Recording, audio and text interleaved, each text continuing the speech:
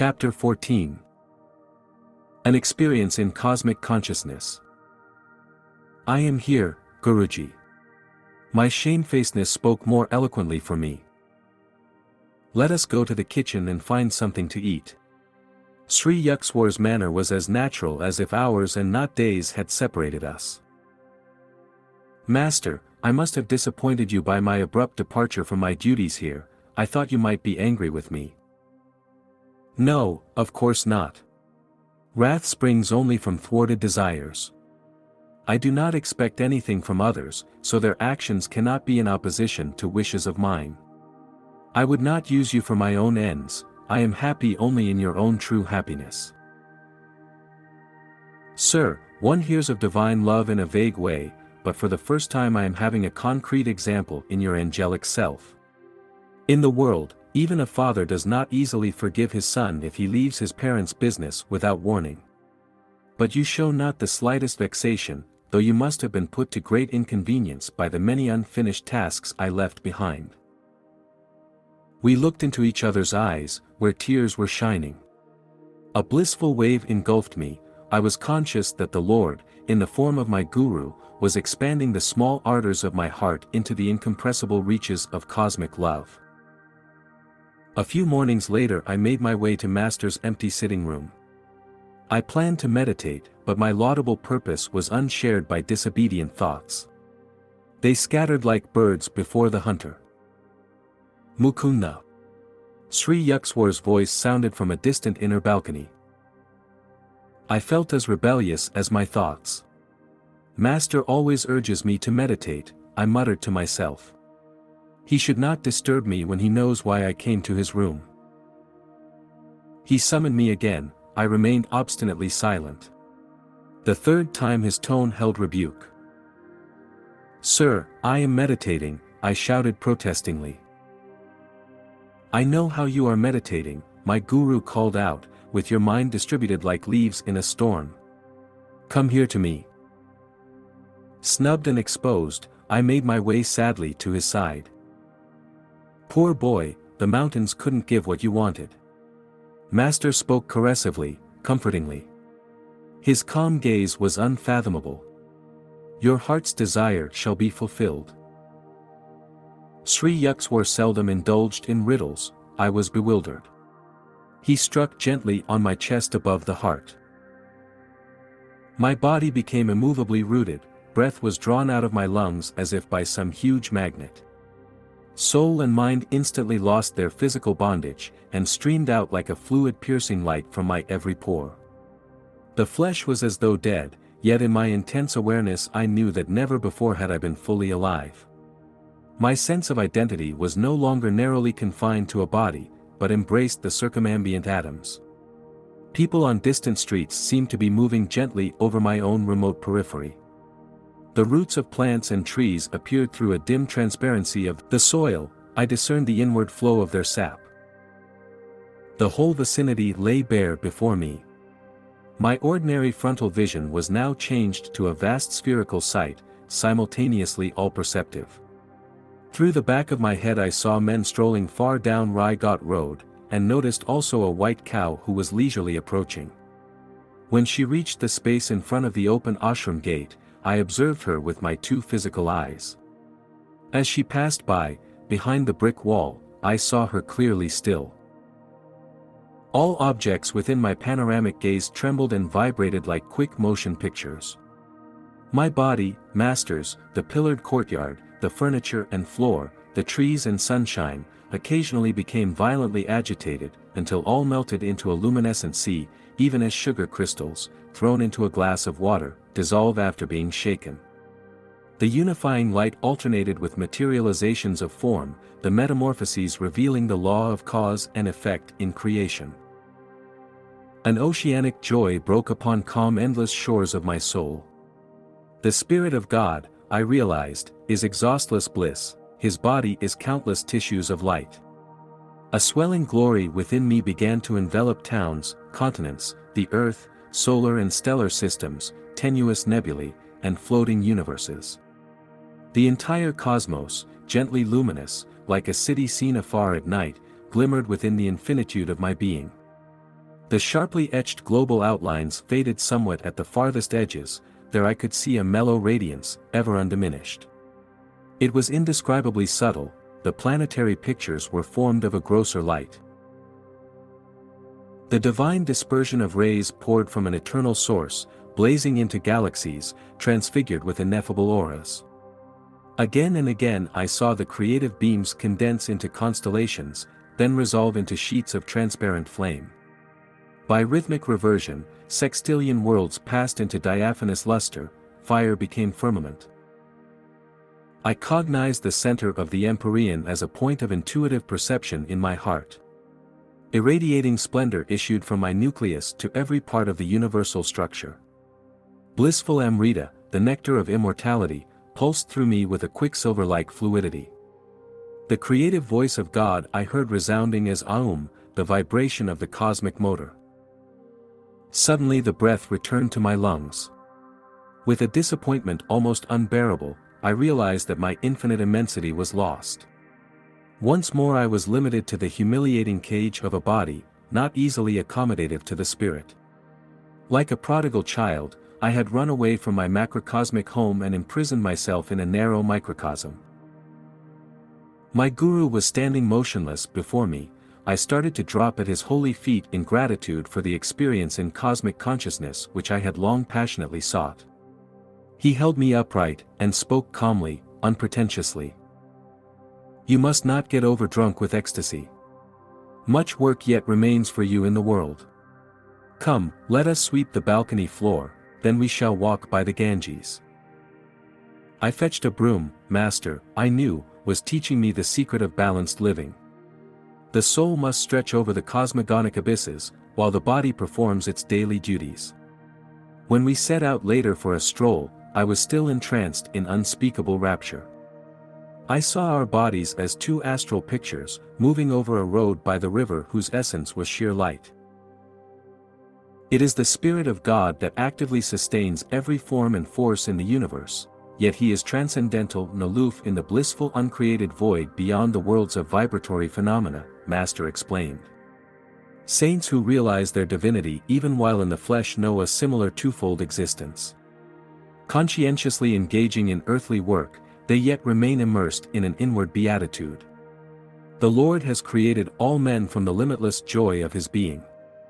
Though they are painfully cramped by the body, God nevertheless expects that souls made in His image shall ultimately rise above all sense identifications and reunite with Him. The cosmic vision left many permanent lessons. By daily stilling my thoughts, I could win release from the delusive conviction that my body was a mass of flesh and bones, traversing the hard soil of matter. The breath and the restless mind, I saw, were like storms which lashed the ocean of light into waves of material forms: earth, sky, human beings, animals, birds, trees. No perception of the infinite as one light could be had except by calming those storms. As often as I silenced the two natural tumults, I beheld the multitudinous waves of creation melt into one lucent sea, even as the waves of the ocean, their tempests subsiding, serenely dissolve into unity.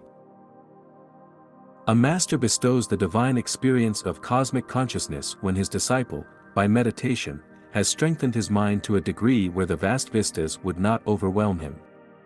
The experience can never be given through one's mere intellectual willingness or open-mindedness. Only adequate enlargement by yoga practice and devotional bhakti can prepare the mind to absorb the liberating shock of omnipresence. It comes with a natural inevitability to the sincere devotee. His intense craving begins to pull at God with an irresistible force. The Lord, as the cosmic vision, is drawn by the seeker's magnetic ardor into his range of consciousness. I wrote, in my later years, the following poem, Samadhi, endeavoring to convey the glory of its cosmic state. Vanished the veils of light and shade. Lifted every vapor of sorrow. Sailed away all dawns of fleeting joy. Gone the dim sensory mirage.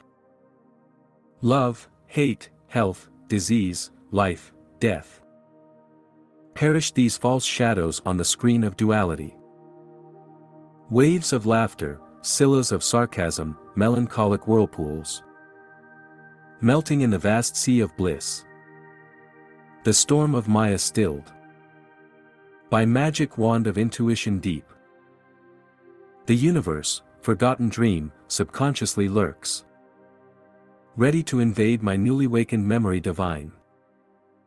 I live without the cosmic shadow. But it is not bereft of me. As the sea exists without the waves. But they breathe not without the sea. Dreams, wakings, states of deep Turiya sleep. Present, past, future, no more for me.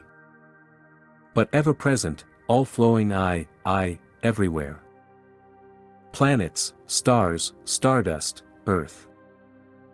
Volcanic bursts of doomsday cataclysms. Creation's molding furnace. Glaciers of silent X-rays, burning electron floods. Thoughts of all men, past, present, to come. Every blade of grass, myself, mankind. Each particle of universal dust. Anger, greed, good, bad, salvation, lust. I swallowed, transmuted all. Into a vast ocean of blood of my own one being. Smoldering joy, oft puffed by meditation. Blinding my tearful eyes. Burst into immortal flames of bliss. Consumed my tears, my frame, my all. Thou art I am thou. Knowing, knower, known, as one. Tranquil, unbroken thrill, eternally living, ever new peace. Enjoyable beyond imagination of expectancy, samadhi bliss. Not an unconscious state. Or mental chloroform without willful return. Samadhi but extends my conscious realm. Beyond limits of the mortal frame. To farthest boundary of eternity. Where I, the cosmic sea. Watch the little ego floating in me. The sparrow, each grain of sand, fall not without my sight. All space floats like an iceberg in my mental sea. Colossal container, of all things made. By deeper, longer, thirsty, guru-given meditation. Comes this celestial samadhi. Mobile murmurs of atoms are heard. The dark earth, mountains, valleys, low. Molten liquid. Flowing seas change into vapors of nebulae. Aum blows upon vapors, opening wondrously their veils. Oceans stand revealed, shining electrons. Till, at last sound of the cosmic drum. Vanish the grosser lights into eternal rays. Of all-pervading bliss. From joy I came, for joy I live, in sacred joy I melt. Ocean of mind, I drink all creation's waves. For veils of solid, liquid, vapor, light. Lift aright. Myself, in everything, enters the great myself. Gone forever, fitful, flickering shadows of mortal memory. Spotless is my mental sky, below, ahead, and high above. Eternity and I, one united ray. A tiny bubble of laughter, I am become the sea of mirth itself. Sri Yuxtwar taught me how to summon the blessed experience at will, and also how to transmit it to others if their intuitive channels were developed. For months I entered the ecstatic union, comprehending why the Upanishads say God is Rasa, the most relishable. One day, however, I took a problem to master. I want to know, Sir, when shall I find God? You have found him. Oh no, sir, I don't think so. My guru was smiling. I am sure you aren't expecting a venerable personage, adorning a throne in some antiseptic corner of the cosmos. I see, however, that you are imagining that the possession of miraculous powers is knowledge of God. One might have the whole universe, and find the Lord elusive still. Spiritual advancement is not measured by one's outward powers, but only by the depth of his bliss in meditation. Ever-new joy is God. He is inexhaustible. As you continue your meditations during the years, He will beguile you with an infinite ingenuity. Devotees like yourself who have found the way to God never dream of exchanging Him for any other happiness. He is seductive beyond thought of competition. How quickly we weary of earthly pleasures. Desire for material things is endless. Man is never satisfied completely, and pursues one goal after another. The something else he seeks is the Lord, who alone can grant lasting joy. Outward longings drive us from the Eden within. They offer false pleasures which only impersonate soul happiness. The lost paradise is quickly regained through divine meditation. As God is unanticipatory ever-newness, we never tire of Him. Can we be surfeited with bliss, delightfully varied throughout eternity? I understand now, sir, why saints call the Lord unfathomable. Even everlasting life could not suffice to appraise Him. That is true, but He is also near and dear. After the mind has been cleared by Kriya Yoga of sensory obstacles, meditation furnishes a twofold proof of God. Ever-new joy is evidence of His existence, convincing to our very atoms. Also, in meditation one finds His instant guidance, His adequate response to every difficulty. I see, Guruji, you have solved my problem. I smiled gratefully.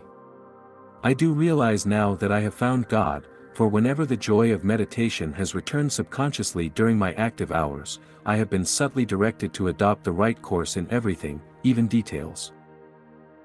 Human life is beset with sorrow until we know how to tune in with the divine will, whose right course is often baffling to the egoistic intelligence.